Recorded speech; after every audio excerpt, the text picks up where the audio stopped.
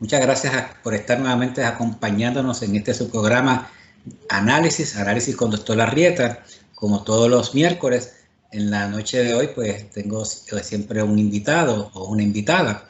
Y bueno, pues son varios temas que siempre estamos cubriendo en el tema de toma de decisiones. Ustedes saben que mi área de especialidad es análisis de decisiones y dentro del análisis de decisiones, pues siempre estamos muy pendientes de los criterios. ¿Cuál es el criterio de bien? ¿Qué criterios aplicar en ese análisis para decidir sobre ponderar, deliberar sobre una alternativa sobre otras? Y siempre pues estamos en otras palabras, así es que he llegado en mi vida a la ética aplicada. Yo no soy filósofo, no vengo de la filosofía, vengo de la clínica, de la práctica, y errando y aprendiendo de los errores, pues a nivel de tropezones he llegado así a la filosofía, específicamente a la ética aplicada. Y bueno, seguimos con nuestro propósito del 28 de agosto, de 8 a 1 de la tarde, en que vamos a tener un grupo de personas destacadas que son filósofos de verdad y estudiaron este campo y van a estar hablando sobre diferentes temas. Y uno de los temas que vamos a hablar es en ese 28 de agosto, es el tema de la educación, la ética en la educación. Y para eso pues tenemos una distinguida y nos honra que nos acompañe la doctora José María Codina. Muy buenas noches, doctora. Buenas noches. Muchas gracias por invitarme, doctora Arrieta. No, gracias a ti por aceptarlo. Vamos a empezar, ¿verdad?, con la tarjeta de presentación. La doctora María José Codina es profesora catedrática de la Universidad de Valencia, ¿correcto? Y enseña ética en el programa de ética y democracia y trabaja también con el tema de ética, bioética también, ha estado últimamente destacada. Y hiciste dentro de tanto que tienes, una disertación, una investigación sobre la educación y la neurociencia, ¿correcto? ¿Estás bien? Sí. Okay, muy bien, así que pues tenemos, y todo fundamentado desde la óptica de la filosofía, y específicamente de la filosofía aplicada con relación a la educación. Así que tenemos una persona que está muy bien preparada y nos puede hablar con propiedad sobre todo este campo de la ética, neurociencia y educación. Y no sé, esto es una conversación, y se lo digo, ellos lo saben, nuestros amigos Radio Escucha, esto es una conversación en la cual nosotros pues lo que hacemos es desarrollar un tema y seguimos trabajando con él. María José es una de las conferenciantes, de las 5 conferenciantes que hay, pues es la conferenciante a cargo de esta área de ética y educación. Y no sé, María José, quizás podemos empezar hablando un poquito sobre qué es neurociencia y cómo se relaciona neurociencia con educación, y hablar un poquito también, que son temas que yo sé que tú vas a trabajar, sobre cómo se inserta la filosofía, específicamente la ética aplicada. ¿Te parece? Perfecto. Pues mira, comenzaríamos por el tema de la neurociencia, como bien has propuesto. Entonces, la neurociencia en los años 90, ¿no?, que se llama como la década del cerebro, avanzaron, claro, los avances en las nuevas tecnologías que permitieron estudiar el cerebro, de repente nos dieron muchísimos datos sobre qué estaba pasando dentro de nuestro cerebro cuando aprendemos, cuando leemos, cuando dormimos, cuando bailamos. Es decir, por fin podíamos disponer de unos datos científicos de nuestra actividad cerebral. Y de ahí el gran avance que hubo pues eso, a final del siglo XX en la neurociencia. Todos esos datos, al tiempo que iban acumulándose, claro, se tenían que como que organizar y además interpretar, porque todos los datos estos que nos llegan del cerebro, la interpretación es fuertemente complicada.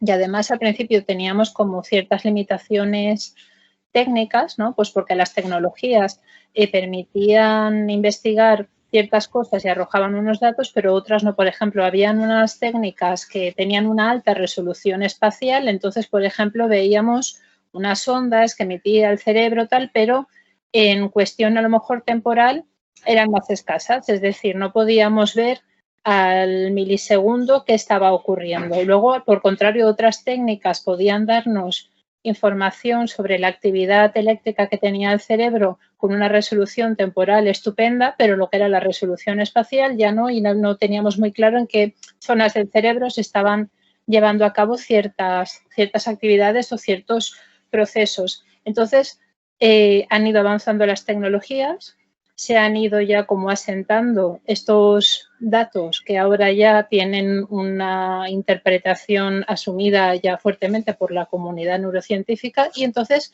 con todas estas cosas que la neurociencia, toda esta información tan relevante, porque al fin y al cabo el cerebro es el órgano de nuestro funcionamiento, es decir, lo que nos convierte en humanos, ¿no? Es todos estos impulsos, todas estas actividades, procesos complejos que tienen lugar a nivel neuronal. Y todos estos conocimientos se fueron llevando, igual que la ética se ha hecho como en éticas aplicadas, la ética de la empresa, la ética de la educación, la ética de la política, la ética de la economía. Pues con la neurociencia pasó exactamente lo mismo. Todos estos conocimientos han ido también encontrando su lugar en las distintas disciplinas y, por tanto, ahora pues hay muchísimas investigaciones sobre neuropolítica, neuroeducación, neuromarketing, neuroteología, es decir, hay muchísimos campos en los que les interesa saber qué está pasando dentro de nuestro cerebro llevado al ámbito concreto de la actividad concreta, como por ejemplo podría ser el neuromarketing, ¿no? O sea, qué estrategias de marketing son las que hacen que nuestro cerebro facilite que queramos consumir un producto y no otro. O neuropolítica, qué estrategias de oratoria, qué estrategias de discurso, qué estrategias visuales, etcétera, hacen que la gente se adhiera más a un discurso político que a otro. Hemos visto cómo ha cambiado mucho la política en los últimos años, el discurso de los políticos, que se han vuelto muy mediáticos, muy showman, por decirlo de alguna manera, porque todo esto tiene que ver con cómo conectamos con los que tenemos enfrente porque quiero ganar su voto. Y aquí la neurociencia ha tenido mucho que aportar. En este sentido, yo lo que obviamente me dedico a la educación, entonces el núcleo de mi investigación era la educación y me centré en cómo funciona el cerebro cuando está aprendiendo y cómo podemos diseñar estrategias de enseñanza y aprendizaje que sean adecuadas sin perder de vista que lo que me interesa es la educación ética, no solo de cómo aprende el cerebro, cómo aprende matemáticas o cómo aprende música o cómo aprende lo que sea, sino cómo aprende en general, pero para que sea una educación ética y a partir de ahí que se ramifiquen las otras disciplinas de la educación. No sé si con esto más o menos te contesto la pregunta.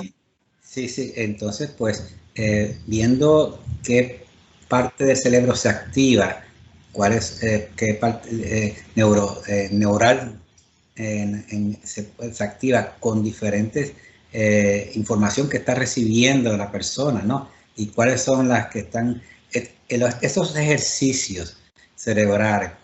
Tengo entendido que se traducen a nivel frontal, a nivel de la primera parte, la parte frontal del cerebro, donde se hacen esos ejercicios de cognición, de análisis, de razonamiento, y se pueden detectar esas actividades a nivel cerebral en esa parte del cerebro. Pregunto. Sí, podemos hablar de tres cerebros. Está el cerebro más primitivo, que sería el cerebro reptiliano, después el cerebro emocional y después el cerebro racional, que es lo que forma el córtex prefrontal, que es esta parte que tú estás comentando ahora. Y ahí en esa parte es donde se sitúan las funciones ejecutivas que tienen que ver con las tareas también de aprendizaje, pues tomar decisiones, alertar el planificar una cosa, pensar en un futuro, todas estas tareas se sitúan en el córtex prefrontal.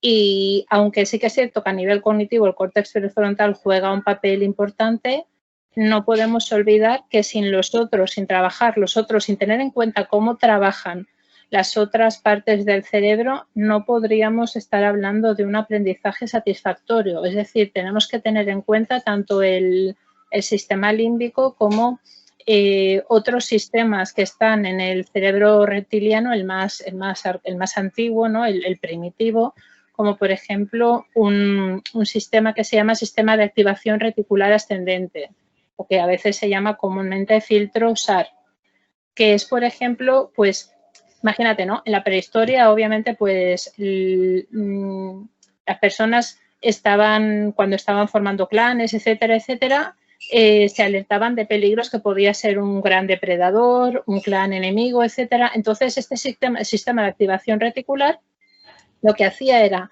cuando se detecta un peligro para la supervivencia de la especie, lanza una alerta muy rápida que hace que toda nuestra atención esté focalizada en ese peligro y lo demás se bloquee. Es decir, no puedo estar pendiente de nada más. Toda mi atención, de manera involuntaria, está centrada en ese peligro. Eso, aunque ahora no tengamos peligros para la supervivencia de la especie, como los grandes depredadores o que nos ataque un clan que esté más o menos cercano, obviamente eso no ocurre, pero ese sistema sigue funcionando. Entonces, si lo llevamos al aula, pues tenemos, por ejemplo, el caso del bullying, ¿no? Del acoso a los estudiantes. Cuando una niña o un niño está dentro del aula y detecta unas risas, detecta como cierta burla hacia su persona, etcétera, ese sistema de activación reticular que está en nuestro cerebro primitivo se activa y toda la atención de ese niño está focalizada en ese peligro, porque el cerebro lo continúa identificando como un peligro. ¿Eso qué significa?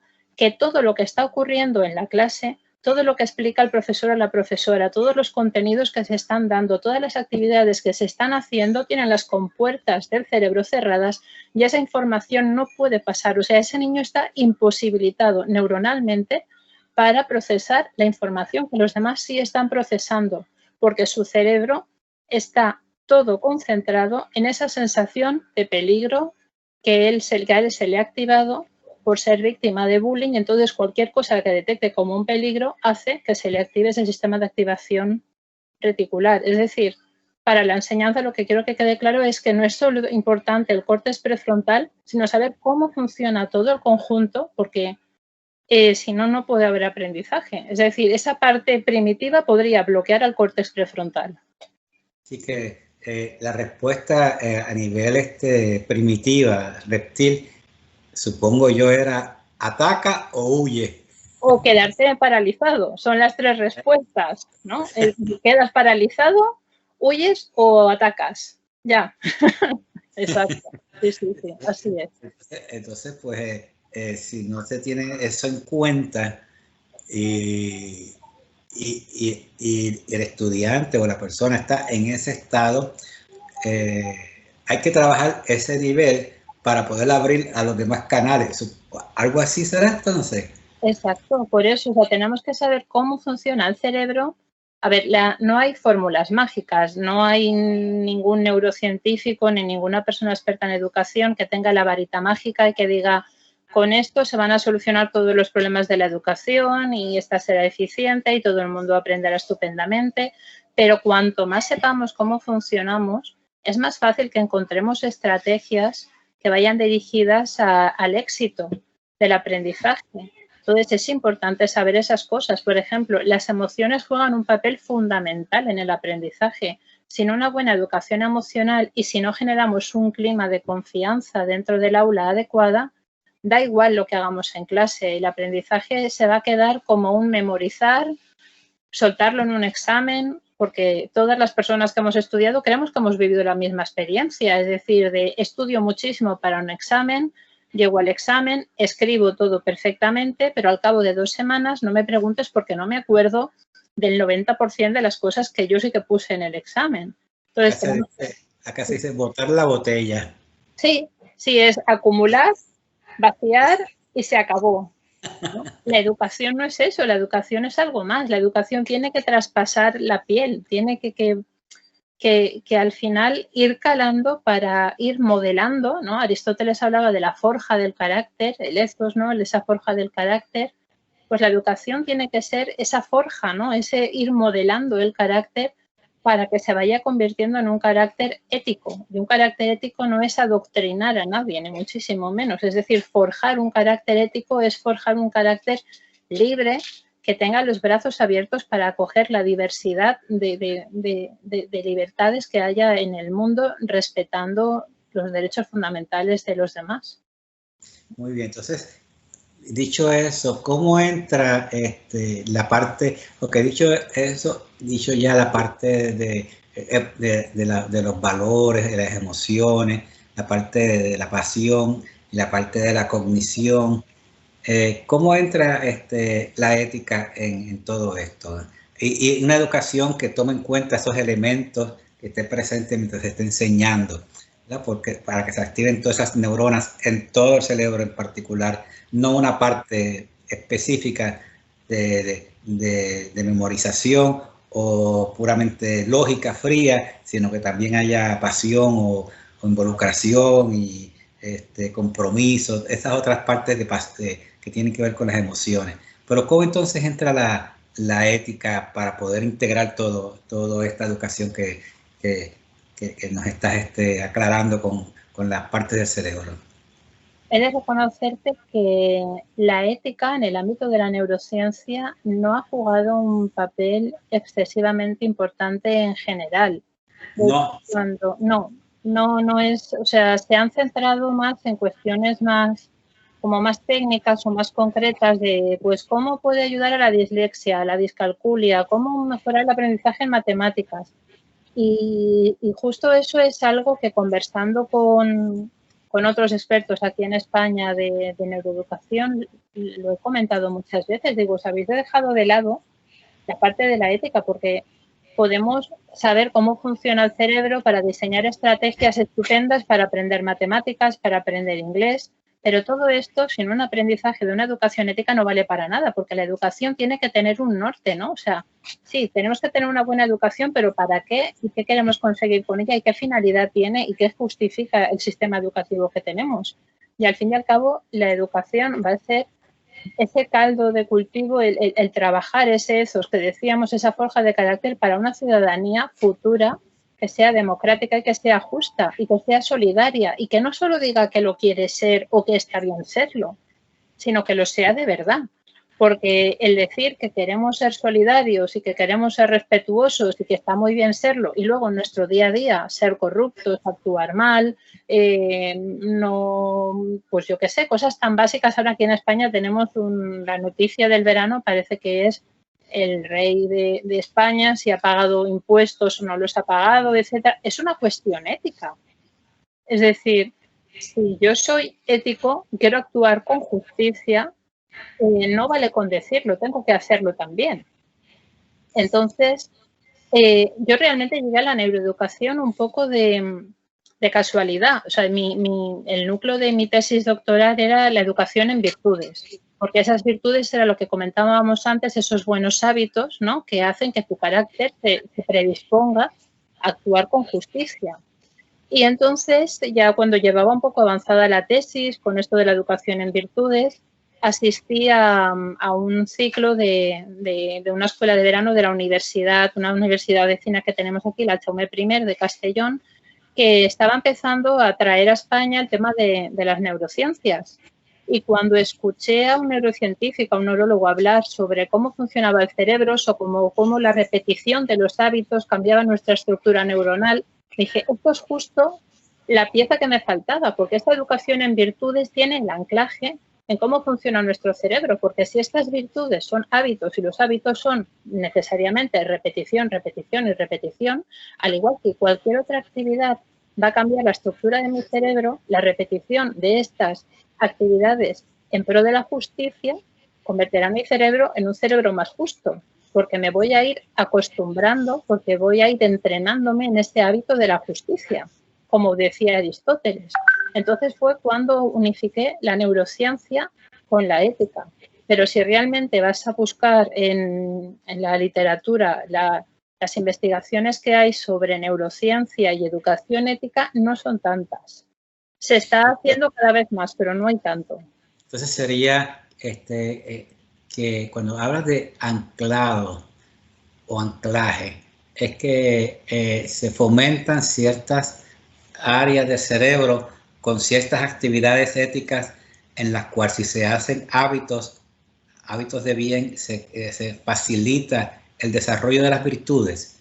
Por ahí es el camino. Por ahí es el camino, pero es que además en esa investigación lo que al final llega a la conclusión, que acabé como viendo ya más claramente el panorama, es que esta educación en virtudes con base en neurocientífica no era solo favorable a esta educación en virtudes, una educación ética, sino que era facilitadora de todo el aprendizaje, de toda la educación en general, de todas las áreas, porque la ética casa muy bien con un buen funcionamiento de nuestro cerebro. Es decir, nuestro cerebro para aprender necesita emocionarse, necesita un clima de confianza. El cerebro es un órgano social que aprende más entre iguales que una persona sola. Pues no sé, igual a ti también te ha pasado cuando eras joven que quedabas con amigos para estudiar y que entre vosotros os explicabais el tema. Pues ahora yo te pregunto y tú, pues ¿por qué? Porque el cerebro es un órgano social y así estudiabas mejor. Y intuitivamente íbamos haciendo esas estrategias porque nos funcionaban. Entonces, la emoción, la confianza, el estar con los demás, el trabajo cooperativo, son cuestiones que trabajan, o sea, que también son el núcleo de la escuela de ética de la que yo bebo, que es la escuela de Valencia, que viene de la ética discursiva de la escuela de Frankfurt, que es la ética dialógica, ¿no? La ética del discurso. Entonces, los pilares de la ética del discurso, resulta que lo que me di cuenta es que casaban perfectamente con un buen funcionamiento del cerebro. Por tanto, unificando los dos, llevando la ética del discurso a la neurociencia, unificándolo, veía que la educación ética era muchísimo más eficiente, pero es que además estaba también facilitando el aprendizaje de las otras materias. Con mis alumnos, por ejemplo, yo a veces hago experimentos, ¿no? Que digo yo, de que les explico pues el contenido de alguna cosa en un curso, un año. Y eso no lo vuelven a ver a lo mejor durante 3 años. Al cabo de 3 años, les vuelvo a hacer una pequeña prueba, un pequeño examen, un pequeño ejercicio, preguntándoles lo que vieron hace 3 años y lo contestan perfectamente. Y eso es rarísimo, porque no suele ocurrir. Y eso ya no es botar la botella. Claro, o sea, lo han aprendido y lo han aprendido de verdad. Lo han encarnado. Sí, entonces creo que eso sería la finalidad de la educación.